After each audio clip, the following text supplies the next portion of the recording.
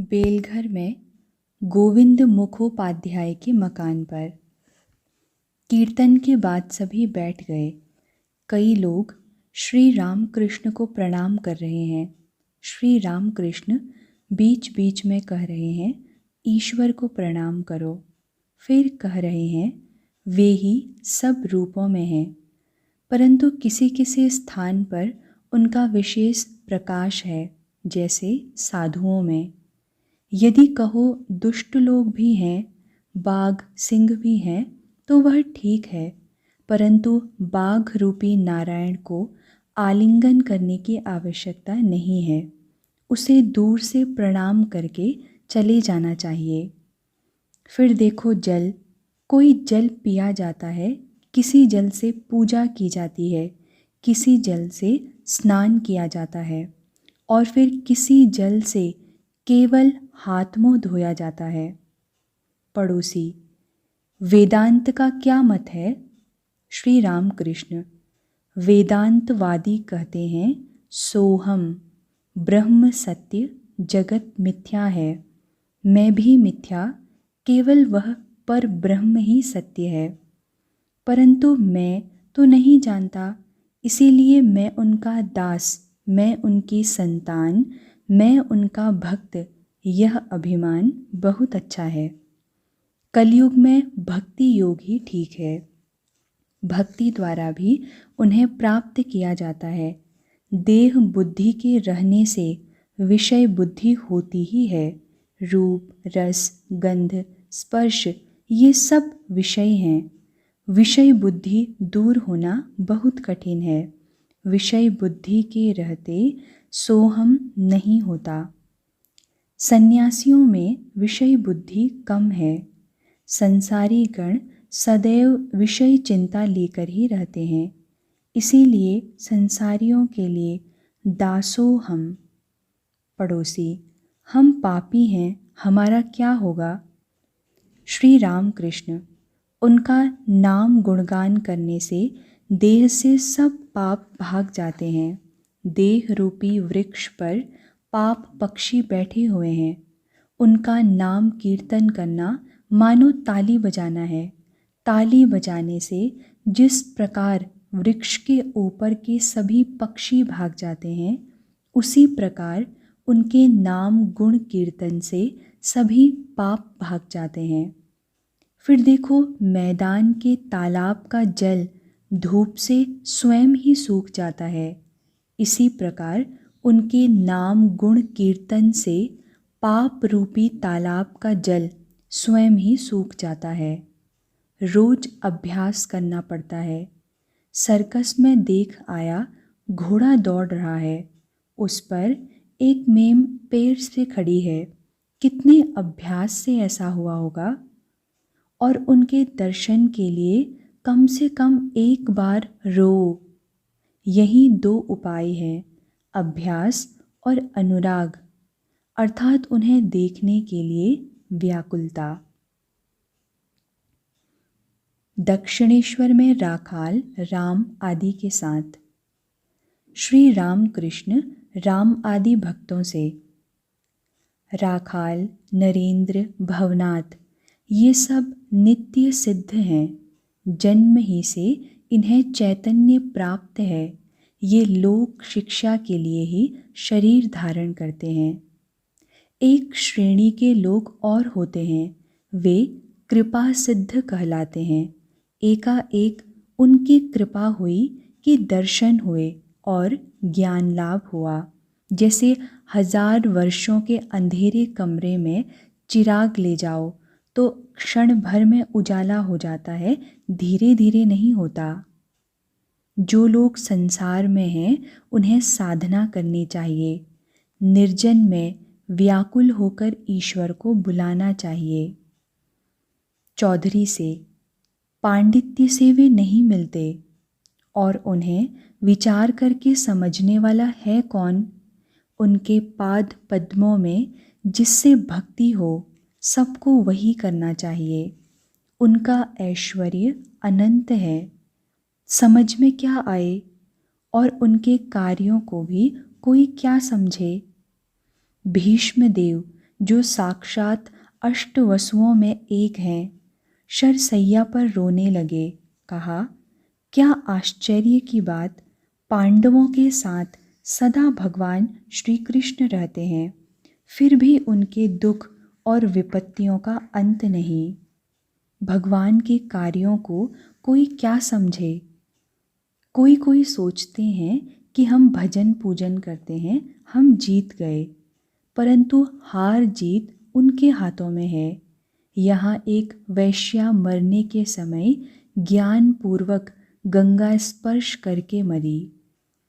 चौधरी, किस तरह उनके दर्शन हो? श्री राम कृष्ण, इन आँखों से वे नहीं दिख पड़ते, वे दिव्य दृष्टि देते हैं, तब उनके दर्शन होते हैं। अर्जुन को विश्व रूप दर्शन के समय श्री भगवान ने दिव्य दृष्टि दी थी। तुम्हारी फिलॉसफी में सिर्फ हिसाब किताब होता है, सिर्फ विचार करते हैं, इससे वे नहीं मिलते। यदि राग भक्ति अनुराग के साथ भक्ति हो तो वे स्थिर नहीं रहते। भक्ति उनको उतनी ही प्रिय है जितनी बैल को सानी। राग भक्ति, शुद्धा भक्ति, अहेतुकी भक्ति, जैसे प्रहलाद की। तुम किसी बड़े आदमी से कुछ चाहते नहीं हो, परंतु रोज़ आते हो, उन्हें देखना ही चाहते हो। पूछने पर कहते हो, जी कोई काम नहीं है, बस दर्शन के लिए आ गया। इसे अहेतुकी भक्ति कहते हैं। तुम ईश्वर से कुछ नहीं चाहते, सिर्फ प्यार करते हो। यह कहकर श्री रामकृष्ण गाने लगे। गीत का मर्म यह है, मैं मुक्ति देने में कातर नहीं होता, किंतु शुद्धा भक्ति देने में कातर होता हूँ। मूल बात है, ईश्वर में रागानुराग भक्ति और विवेक वैराग्य चाहिए। चौधरी, महाराज, गुरु के न होने से क्या नहीं होता? श्री राम कृष्ण, सच्चिदानंद ही गुरु हैं। शव साधना करते समय जब इष्ट दर्शन का मौका आता है, तब गुरु सामने आकर कहते हैं, यह देख अपना इष्ट। फिर गुरु इष्ट में लीन हो जाते हैं। जो गुरु हैं वे ही इष्ट हैं। गुरु मार्ग पर लगा देते हैं। अनंत का तो व्रत पर पूजा विष्णु की जाती है, उसी में ईश्वर का अनंत रूप विराजमान है। राम आदि भक्तों से यदि कहो किस मूर्ति का चिंतन करेंगे, तो जो मूर्ति अच्छी लगे उसी का ध्यान करना, परंतु समझना कि सभी एक हैं। किसी से द्वेष न करना चाहिए। शिव, काली, हरि सब एक ही के भिन्न भिन्न रूप हैं। वह धन्य है जिसको उनके एक होने का ज्ञान हो गया है। बाहर शैव, हृदय में काली, मुख में हरि राम। कुछ कुछ काम क्रोध आदि के रहने से शरीर नहीं रहता, परंतु तुम लोग घटाने ही की चेष्टा करना। श्री राम कृष्ण केदार को देखकर कह रहे हैं, ये अच्छे हैं, नित्य भी मानते हैं, लीला भी मानते हैं। एक ओर ब्रह्म और दूसरी ओर देव लीला से लेकर मनुष्य लीला तक। केदार कहते हैं कि श्री राम कृष्ण के रूप में भगवान मनुष्य देह धारण कर अवतीर्ण हुए हैं। दक्षिणेश्वर में भक्तों के साथ। भक्त, महाराज, संसार में वे क्यों रख देते हैं? श्री राम कृष्ण, संसार कर्म क्षेत्र है। कर्म करते करते ही ज्ञान होता है। गुरु ने कहा, इन कर्मों को करो और इन कर्मों को न करो। फिर वे निष्काम कर्म का उपदेश देते हैं। कर्म करते करते मन का मैल धुल जाता है। अच्छे डॉक्टर की चिकित्सा में रहने पर दवा खाते खाते कैसा ही रोग क्यों ना हो, ठीक हो जाता है। संसार से वे क्यों नहीं छोड़ते? रोग अच्छा होगा तब छोड़ेंगे। कामिनी कांचन का भोग करने की इच्छा जब न रहेगी तब छोड़ेंगे। अस्पताल में नाम लिखाकर भाग आने का उपाय नहीं है। रोग की कसर रहते डॉक्टर साहब न छोड़ेंगे। श्री राम कृष्ण और अवतारवाद। दक्षिणेश्वर वाले, यह अनाहत शब्द सदैव अपने भीतर और बाहर हो रहा है। श्री राम कृष्ण, केवल शब्द होने से ही तो सब कुछ नहीं हुआ। शब्द का एक प्रतिपाद्य विषय भी तो होना चाहिए। तुम्हारे नाम ही से मुझे थोड़े ही आनंद होता है। बिना तुमको देखे 16 आने आनंद नहीं होता। दक्षिणेश्वर वाले, वह शब्द ही ब्रह्म है, अनाहत शब्द। श्री राम कृष्ण केदार से, समझे तुम? इनका ऋषियों का सा मत है। ऋषियों ने श्री रामचंद्र से कहा, राम, हम जानते हैं कि तुम दशरथ के पुत्र हो। भरद्वाज आदि ऋषि भले ही तुम्हें अवतार जानकर पूजें, पर हम तो अखंड सच्चिदानंद को चाहते हैं। यह सुनकर राम हंसते हुए चल दिए। केदार, ऋषियों ने राम को अवतार नहीं जाना, वे तो नासमझ थे। श्री राम कृष्ण गंभीर भाव से, तुम ऐसा मत कहना। जिसकी जैसी रुचि और जिसके पेट में जो चीज़ पचे। ऋषि ज्ञानी थे, इसीलिए वे अखंड सच्चिदानंद को चाहते थे, पर भक्त अवतार को चाहते हैं, भक्ति का स्वाद चखने के लिए। ईश्वर के दर्शन से मन का अंधकार हट जाता है। पुराणों में लिखा है कि जब श्री रामचंद्र सभा में पधारे तब वहाँ मानो 100 सूर्यों का उदय हो गया। तो प्रश्न उठता है कि समाज में बैठे हुए लोग जल क्यों नहीं गए? इसका उत्तर यह है कि उनकी ज्योति जड़ ज्योति नहीं है। सभा में बैठे हुए सब लोगों के हृदय कमल खिल उठे। सूर्य के निकलने से ही कमल खिल जाते हैं। श्री रामकृष्ण खड़े होकर भक्तों से यह कह ही रहे थे कि एकाएक उनका मन बाहरी जगत को छोड़ भीतर की ओर मुड़ गया। हृदय कमल खिल उठे, ये शब्द कहते ही वह समाधिमग्न हो गए। बड़ी देर बाद समाधि टूटी। श्री रामकृष्ण लंबी सांस छोड़कर बारंबार राम नाम उच्चारण कर रहे हैं। नाम के प्रत्येक वर्ण से मानो अमृत टपक रहा है। श्री रामकृष्ण बैठे, भक्त भी चारों तरफ बैठकर उनको एकटक देख रहे हैं। श्री रामकृष्ण भक्तों से, जब अवतार आते हैं तो साधारण लोग उनको नहीं जान सकते, वे छिपकर आते हैं। 2 ही 4 अंतरंग भक्त उनको जान सकते हैं। राम पूर्ण ब्रह्म थे, पूर्ण अवतार थे। यह बात केवल 12 ऋषियों को मालूम थी। अन्य ऋषियों ने कहा था, राम, हम तुमको दशरथ का बेटा ही समझते हैं। अखंड सच्चिदानंद को सब कोई थोड़े ही समझ सकते हैं, परंतु भक्ति उसी की पक्की है जो नित्य को पहुंचकर विलास के उद्देश्य से लीला लेकर रहता है। विलायत में रानी को जब देखकर आओ तब रानी की बातें, रानी के कार्य, इन सब का वर्णन हो सकता है। रानी के विषय में कहना तभी ठीक उतरता है। भरद्वाज आदि ऋषियों ने राम की स्तुति की थी और कहा था, हे राम, तुम ही वह अखंड सच्चिदानंद हो। हमारे सामने तुम मनुष्य के रूप में अवतीर्ण हुए हो। सच तो यह है कि माया के द्वारा ही तुम मनुष्य जैसे दिखते हो। भरद्वाज आदि ऋषि राम के परम भक्त थे, उन्हीं की भक्ति पक्की है। भक्त निर्वाक होकर यह अवतार तत्व सुन रहे हैं।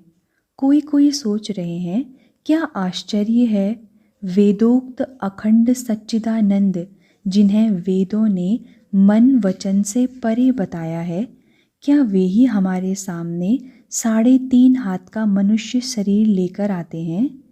जब श्री रामकृष्ण कहते हैं तो वैसा ही अवश्य होगा। यदि ऐसा न होता तो राम राम कहते हुए इन महापुरुषों को क्यों समाधि होती? अवश्य इन्होंने हृदय कमल में राम का रूप देखा होगा। नाम महात्म्य अथवा अनुराग। श्री रामकृष्ण: अच्छा, तुम क्या कहते हो, उपाय क्या है? गोसाई: जी, नाम से ही सब कुछ होगा। कलयुग में नाम की बड़ी महिमा है। श्री रामकृष्ण: हाँ, नाम की बड़ी महिमा तो है, पर बिना अनुराग के क्या हो सकता है? ईश्वर के लिए प्राण व्याकुल होने चाहिए। सिर्फ नाम लेता जा रहा हूँ, पर चित्त कामनी और कांचन में है, इससे क्या होगा? बिच्छू या मकड़ी के काटने पर खाली मंत्र से वह अच्छा नहीं होता, उसके लिए कंडे का ताप भी देना पड़ता है। गोसाई: तो अजामिल का क्यों हुआ? वह महापातकी था, ऐसा पाप ही न था जो उसने न किया हो, पर मरते समय अपने लड़के को नारायण कहकर बुलाने से ही उसका उद्धार हो गया। श्री रामकृष्ण: शायद अजामिल पूर्व जन्म में बहुत कर्म कर चुका था, और यह भी लिखा है कि उसने बाद में तपस्या भी की थी। अथवा ये कहो कि उस समय उसके अंतिम क्षण आ गए थे। हाथी को नहला देने से क्या होगा? फिर धूल मिट्टी लिपटाकर वह ज्यों का त्यों हो जाता है। पर हाथी खाने में घुसने से पहले ही अगर कोई उसकी धूल झाड़ दे और उसे नहला दे तो फिर उसका शरीर साफ रह सकता है। मान लिया कि नाम से जीव एक बार शुद्ध हुआ, पर वह फिर तरह तरह के पापों में लिप्त हो जाता है। मन में बल नहीं, वह प्रण नहीं करता कि फिर पाप नहीं करूँगा।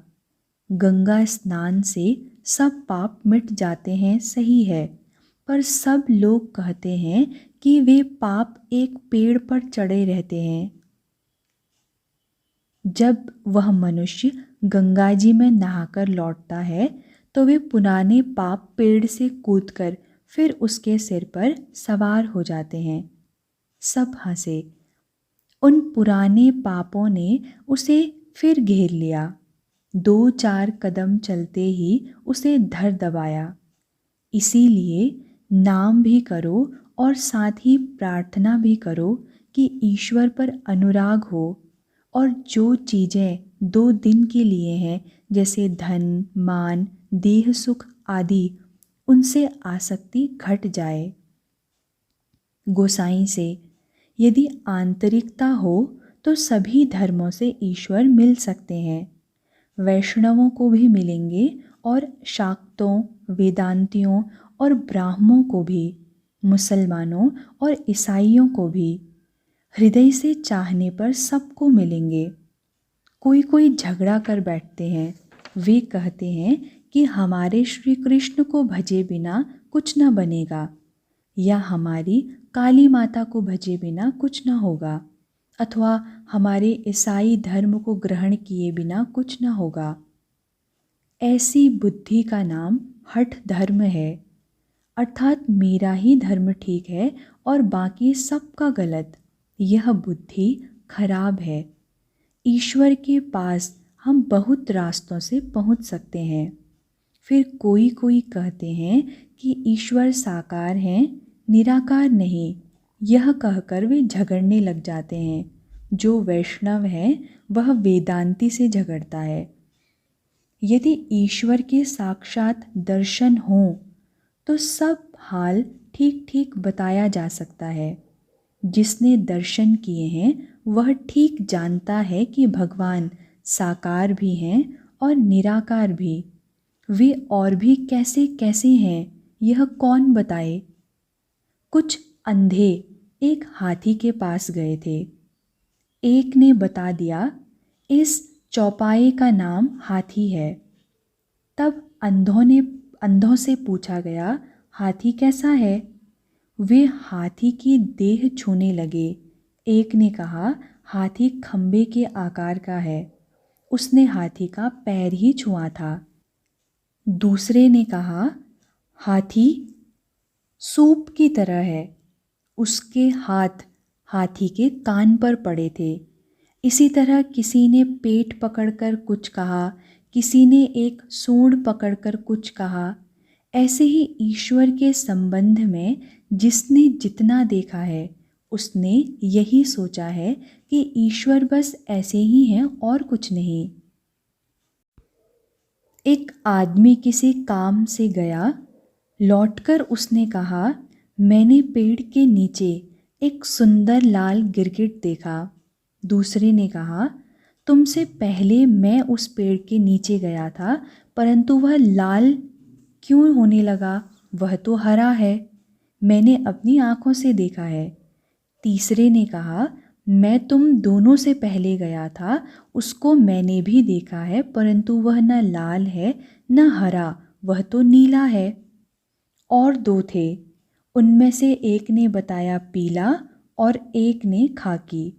इस तरह अनेक रंग हो गए। अंत में सब में झगड़ा होने लगा। हर एक का यही विश्वास था कि उसने जो कुछ देखा है वही ठीक है। उनकी लड़ाई देख एक ने पूछा, तुम लड़ते क्यों हो? जब उसने कुल हाल सुना तब कहा, मैं उसी पेड़ के नीचे रहता हूँ और उस जानवर को मैं खूब पहचानता हूँ। तुम में से हर एक का कहना सच है। वह कभी हरा, कभी नीला, कभी लाल, इस तरह अनेक रंग धारण करता है। और कभी देखता हूँ कोई रंग नहीं, निर्गुण है। साकार अथवा निराकार। गोस्वामी से। ईश्वर को सिर्फ साकार कहने से क्या होगा? वे श्री कृष्ण की तरह मनुष्य रूप धारण करके आते हैं, यह भी सत्य है। अनेक रूपों से भक्तों को दर्शन देते हैं, यह भी सत्य है।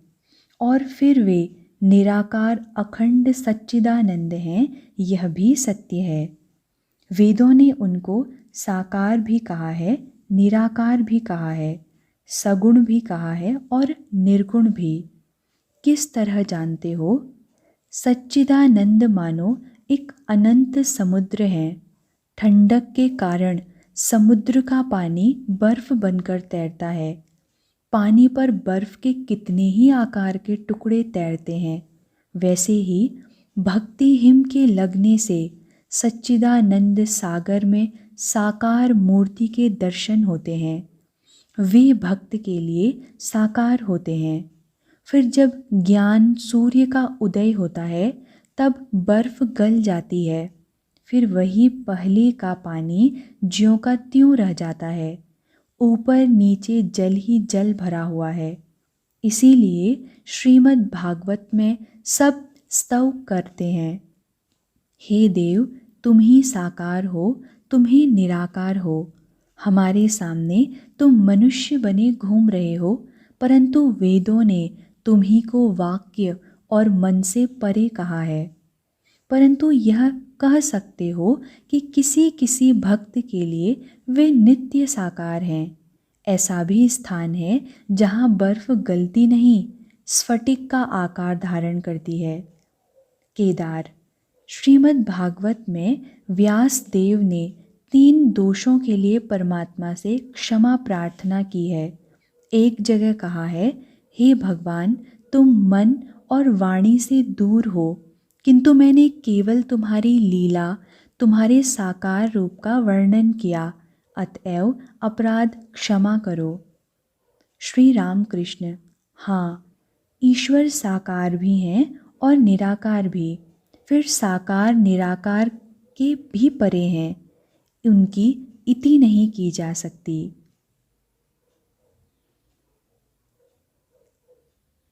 राखाल के पिता बैठे हुए हैं। राखाल आजकल श्री रामकृष्ण के पास ही रहते हैं। राखाल की माता के गुजर जाने पर उनके पिता ने अपना दूसरा विवाह कर लिया है।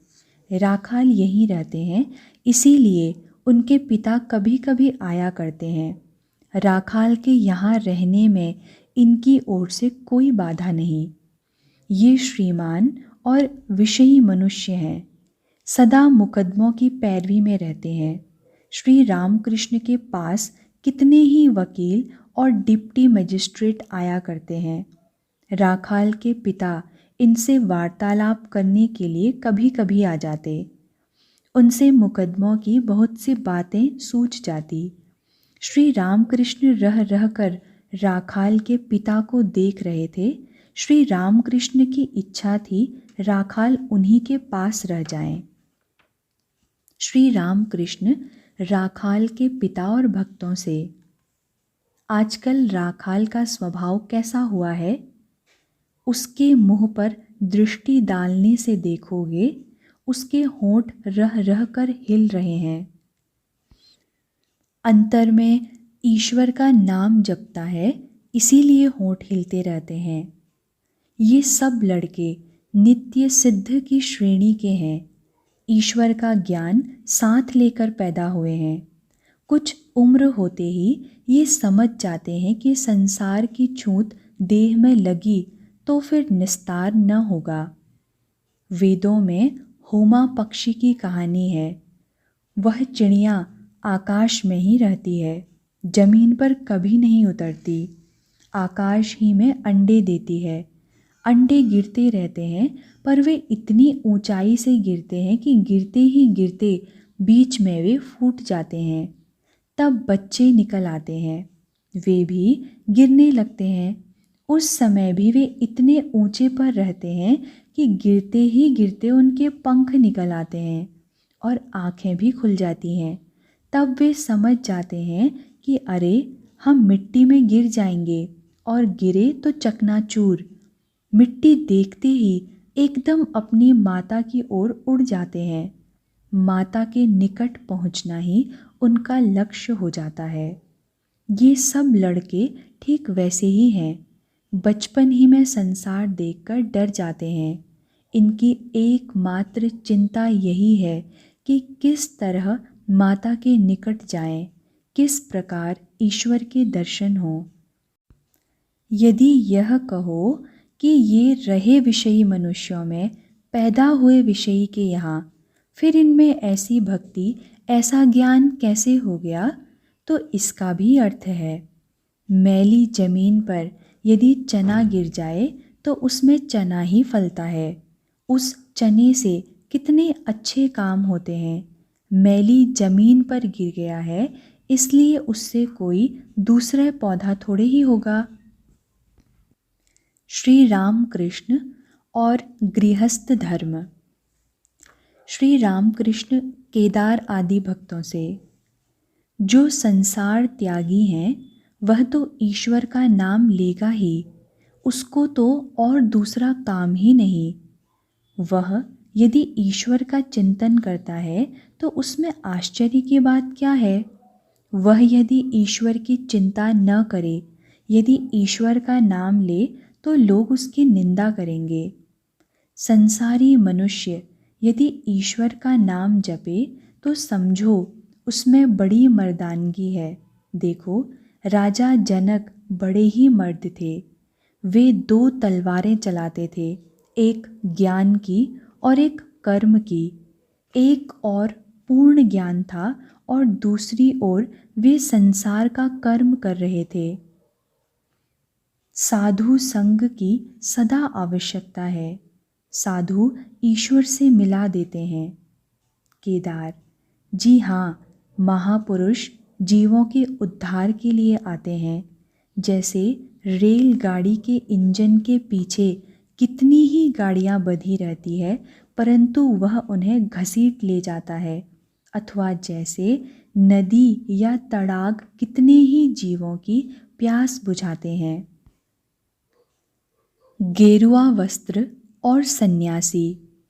अभिनय में भी झूठा आचरण नहीं करना चाहिए। धीरे धीरे श्री रामकृष्ण की समाधि छूटने लगी। भाव में आप ही आप बातचीत कर रहे हैं। श्री रामकृष्ण गेरुआ देखकर, यह गेरुआ क्यों? क्या कुछ लपेट लेने से ही हो गया? हंसते हुए। किसी ने कहा है, चंडी छोड़कर अब ढोल बजाता हूँ। पहले चंडी के गीत गाता था, फिर ढोल बजाने लगा। सभी हंसने लगे। वैराग्य 3-4 प्रकार के होते हैं। जिसने संसार की ज्वाला से दग्ध होकर गेरुआ धारण कर लिया है, उसका वैराग्य अधिक दिन नहीं टिकता। किसी ने देखा काम कुछ मिलता नहीं, झट गेरुआ पहनकर काशी चला गया। 3 महीने बाद घर में चिट्ठी आई। उसने लिखा है, मुझे काम मिल गया है, कुछ ही दिनों में घर आऊँगा, चिंता न करना। परंतु जिसके सब कुछ है, चिंता की कोई बात नहीं, किंतु फिर भी कुछ अच्छा नहीं लगता, अकेले अकेले में भगवान के लिए रोता है, उसी का वैराग्य यथार्थ वैराग्य है। मिथ्या कुछ भी अच्छा नहीं, मिथ्या वेश भी अच्छा नहीं। वेश के अनुकूल यदि मन न हुआ तो क्रमशः उससे महा अनर्थ हो जाता है। झूठ बोलने या बुरा कर्म करने से धीरे धीरे उसका भय चला जाता है। इससे सादे कपड़े पहनना अच्छा है। मन में आसक्ति भरी है, कभी कभी पतन भी हो जाता है, और बाहर से गेरुआ, यह बड़ा ही भयानक है। श्री रामकृष्ण अमृत और त्रैलोक्य से। नरेंद्र और राखाल आदि ये जो लड़के हैं, ये नित्य सिद्ध हैं। ये जन्म जन्मांतर से ईश्वर के भक्त हैं।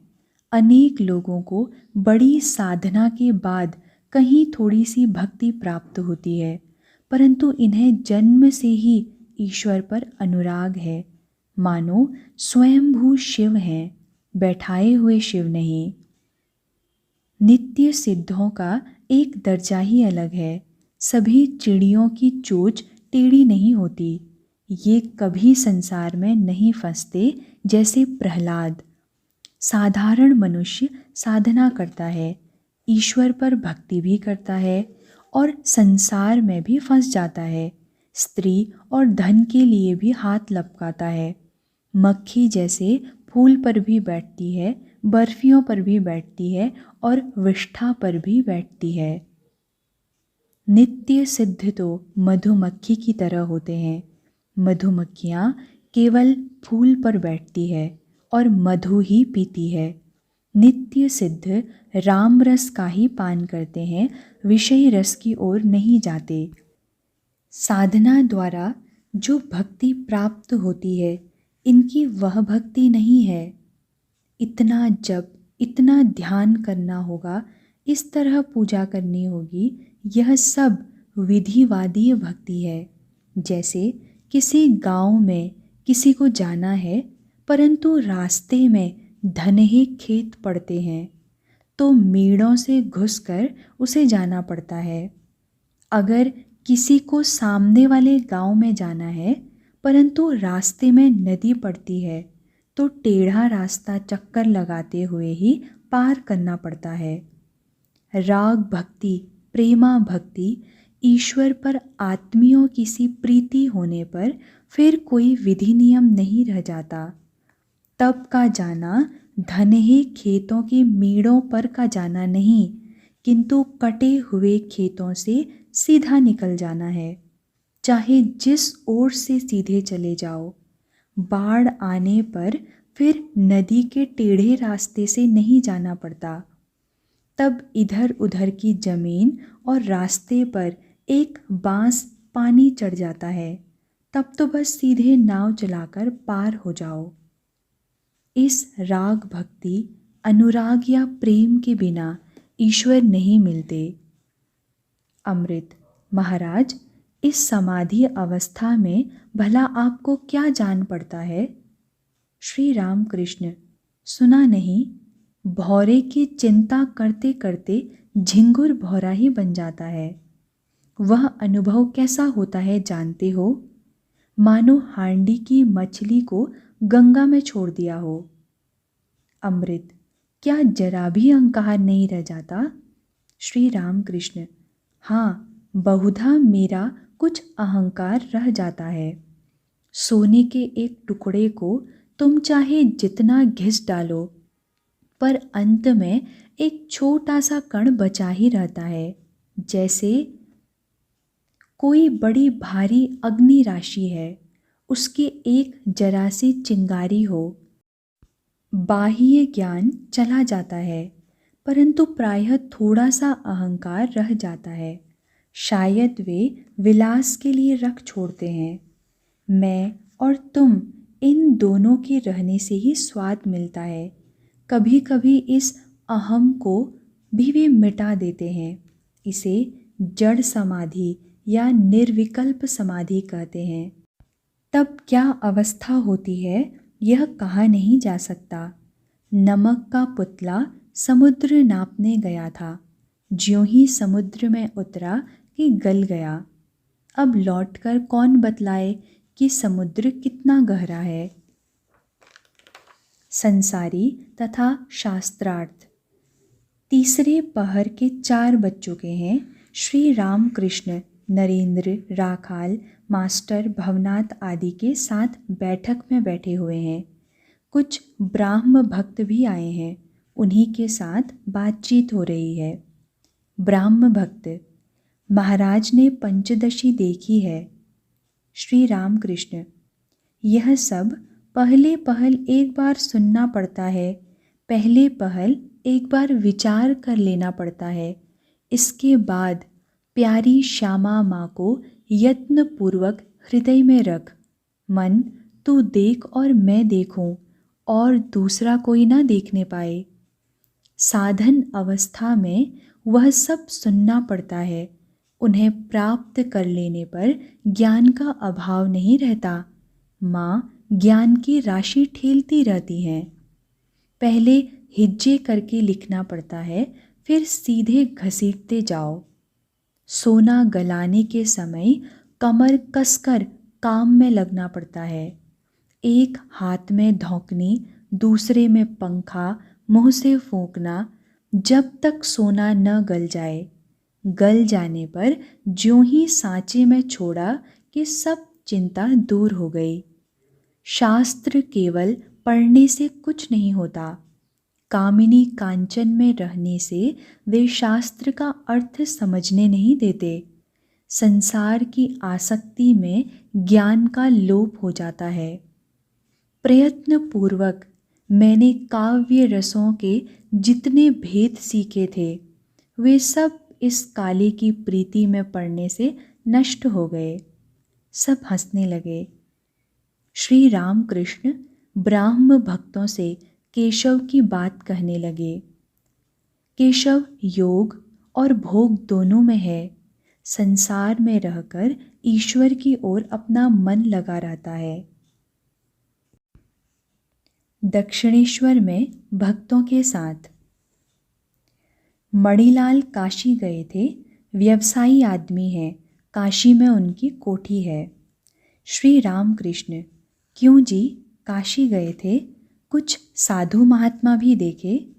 मणिलाल: जी हाँ, त्रैलंग स्वामी, भास्करानंद, इन सबको देखने गया था। श्री रामकृष्ण: कहो, इन सबको कैसे देखा? मणिलाल: त्रैलंग स्वामी उसी ठाकुरबाड़ी में है, मणिकर्णिका घाट पर वेणी माधव के पास। लोग कहते हैं पहले उनकी बड़ी ऊंची अवस्था थी, बड़े बड़े चमत्कार दिखला सकते थे, अब बहुत कुछ घट गया है। श्री रामकृष्ण: यह सब विषयी लोगों की निंदा है। मणिलाल: भास्करानंद सबसे मिलते जुलते हैं, वे त्रैलंग स्वामी की तरह नहीं कि एकदम बोलना ही बंद। श्री रामकृष्ण: भास्करानंद से तुम्हारी कोई बातचीत हुई? मणिलाल: जी हाँ, बहुत बातें हुई।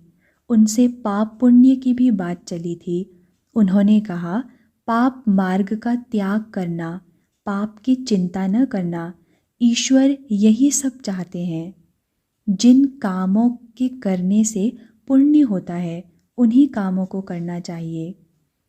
श्री रामकृष्ण: हाँ, यह एक तरह की बात है, ऐहिक इच्छाएं रखने वालों के लिए, परंतु जिनमें चैतन्य का उदय हुआ है, जिन्हें यह बोध हो गया है कि ईश्वर ही सत्य हैं और सब असत, अनित्य, उनका भाव एक दूसरी तरह का होता है।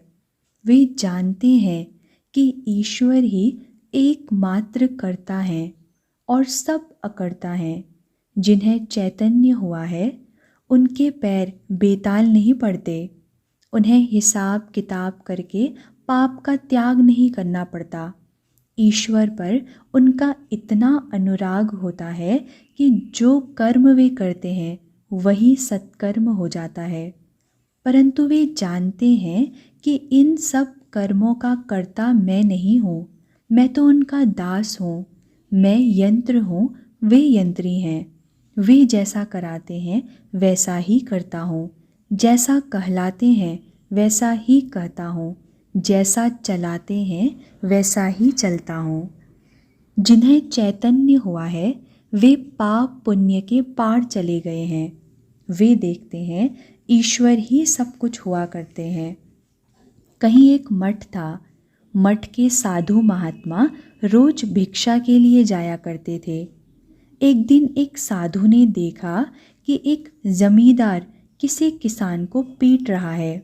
साधु बड़े दयालु थे। बीच में पड़कर उन्होंने जमींदार को मारने से मना किया। जमींदार उस समय मारे गुस्से के आग बबूला हो रहा था। उसने दिल का सारा बुखार महात्मा जी पर ही उतारा। उन्हें इतना पीटा कि वे बड़ी देर तक बेहोश पड़े रहे। किसी ने मठ में जाकर खबर दी कि तुम्हारे किसी साधु को जमींदार ने बहुत मारा। मठ के साधु दौड़ते हुए आए और देखा तो वे साधु बेहोश पड़े हैं। तब उन्होंने उन्हें उठाकर मठ में ले आए और कमरे में सुला दिया। साधु बेहोश थे। चारों ओर से लोग उन्हें घेरे दुखित भाव से बैठे थे। कोई पंखा झर रहे थे। एक ने कहा, मुंह में जरा दूध डालकर तो देखो। मुंह में दूध डालने पर उन्हें होश आया। आंखें खोलकर ताकने लगे। किसी ने कहा, अब यह देखना चाहिए कि इन्हें इतना ज्ञान है या नहीं कि आदमी पहचान सके। यह कहकर उसने ऊंची आवाज़ लगाकर पूछा, क्यों महाराज, आपको दूध कौन पिला रहा है? साधु ने धीमे स्वर में कहा, भाई, जिसने मुझे मारा था वही अब दूध पिला रहा है। ईश्वर को बिना जाने ऐसी अवस्था नहीं होती।